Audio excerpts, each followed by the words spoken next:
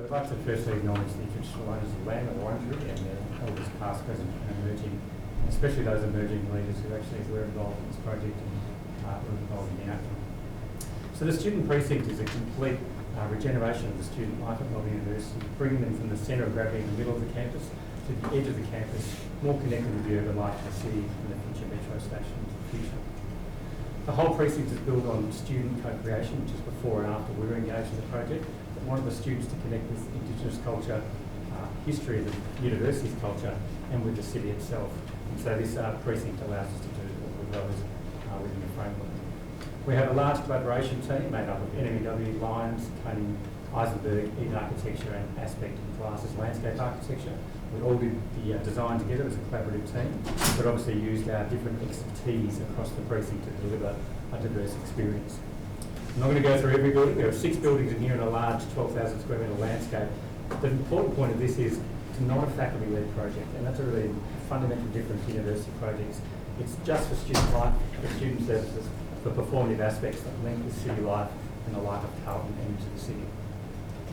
The terrain, or the original terrain, was really deeply wanted to be understood, especially by Greenaway in terms of indigenous communication. So the original terrain drops 8 metres across our site, and there's also a remnant creek that used to run through the site as well, which we utilised. The original 70s answer to that was to build a flat plaza. Above that, build substations beneath it and bury the entire terrain experience.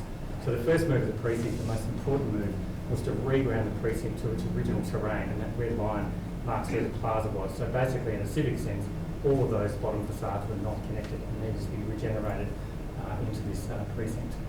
So this precinct really is an adaptive transformation across a whole lot of levels in terms of the existing buildings, the landscape, and the new buildings. There are 2 new buildings to the north of the site, 6-star rated, 2 refurbishments of modernist buildings, and then 2 heritage readaptations. We note that Murray was designed as part of this and will be delivered in 3 years' time as a commitment by the university.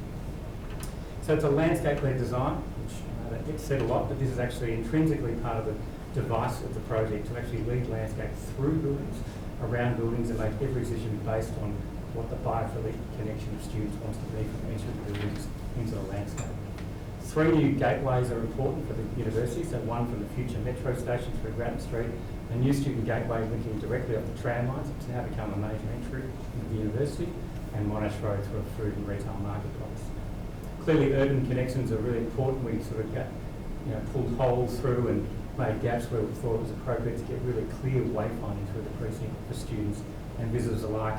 But also like this idea of the sort of serendipitous connections that can be made through connecting to big new facilities like Melbourne Connect, the campus, Carlton and the new metro.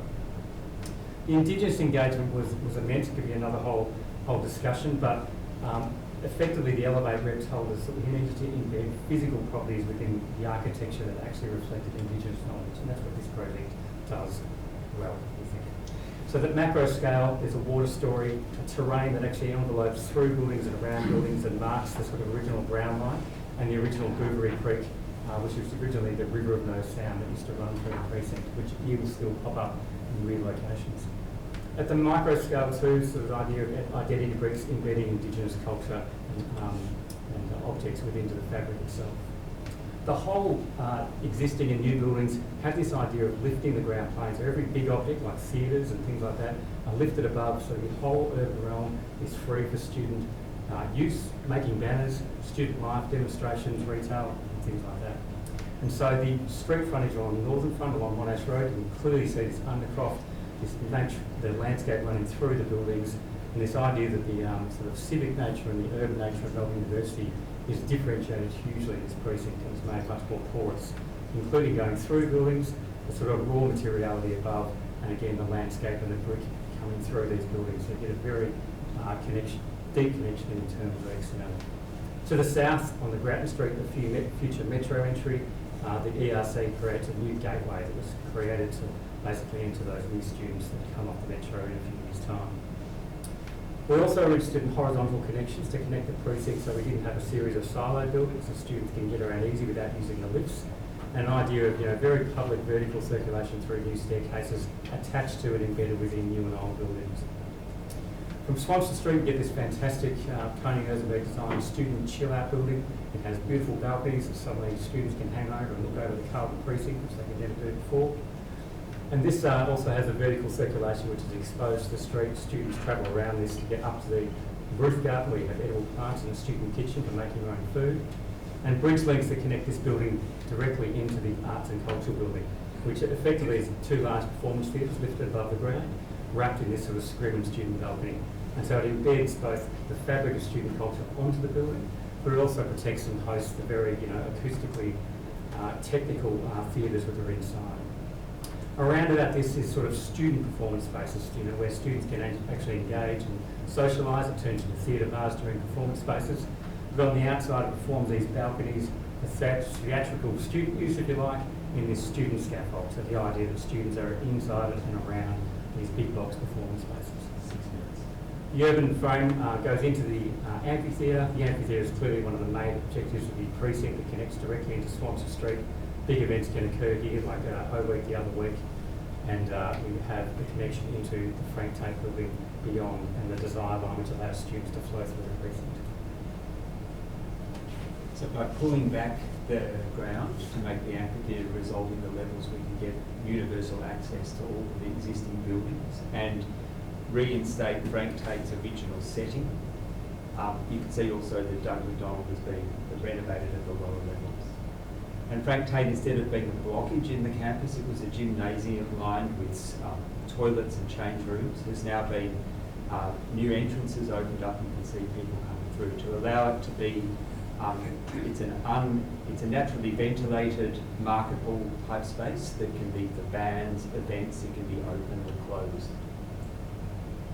It's new openings in the ceiling and the wall, and it floods with students because the ground plane has been lifted up about 400 mil to be flush with the outside to it. And then a series of laneway connections are established in this new one that the regrounding of the precinct allows a new sort of urban grain, and new sort of circulation spaces are wrapped around the old wilderness structures. So here's the previous stair that has been grounded down as a remnant of the new urban fabric, which is completely open to the city. And again, the Eggleston McDonald Seacombe building was a kind of fortress with its staircase. It's now been opened up, as James showed before, to be a welcoming entrance and thoroughfare for general public and students alike. And that move establishes things like setting the facade back is quite a simple move, but it sets up these laneway connections of what was previously crunched together buildings. They're still kind of crunched together, but at the ground level, they can talk to each other. And the 1898 building is an important part of that. It's a very light touch. It's a sort of A-grade heritage building, but the entrance has been turned around to face the precinct, using the slope to provide disabled access and allowing them to participate in the life of the campus in an everyday way, including open. That's time. That's the window. Perfect. Just something a bit on time.